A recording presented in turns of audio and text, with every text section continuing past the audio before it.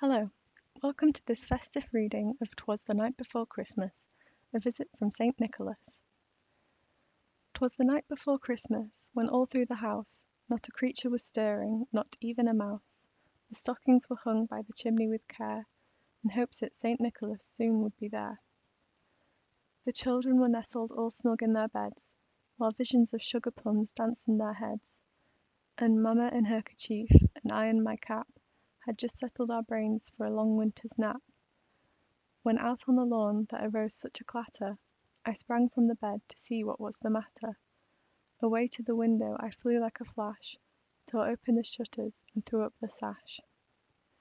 The moon on the breast of the new fallen snow gave the lustre of midday to objects below, when what to my wondering eyes should appear but a miniature sleigh and 8 tiny reindeer.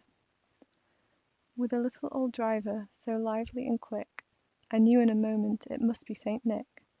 More rapid than eagles his coursers they came, and he whistled and shouted and called them by name. Now Dasher, now Dancer, now Prancer and Vixen, on Comet, on Cupid, on Donder and Blitzen.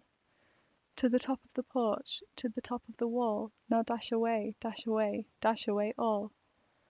As dry leaves that before the wild hurricane fly, when they meet with an obstacle, mount to the sky, so out up to the housetop the coursers they flew, with the sleigh full of toys, and St. Nicholas too. And then, in a twinkling, I heard on the roof the prancing and pawing of each little hoof. As I drew in my head and was turning around, down the chimney St. Nicholas came with a bound.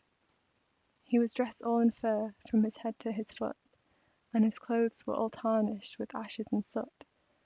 A bundle of toys he had flung on his back, and he looked like a peddler just opening his pack. His eyes, how they twinkled! His dimples, how merry! His cheeks were like roses, his nose like a cherry. His droll little mouth was drawn up like a bow, and the beard of his chin was as white as the snow. The stump of a pipe he held tight in his teeth, and the smoke it encircled his head like a wreath. He had a broad face and a little round belly that shook when he laughed like a bowl full of jelly. He was chubby and plump, a right jolly old elf, and I laughed when I saw him, in spite of myself. A wink of his eye and a twist of his head soon gave me to know I had nothing to dread.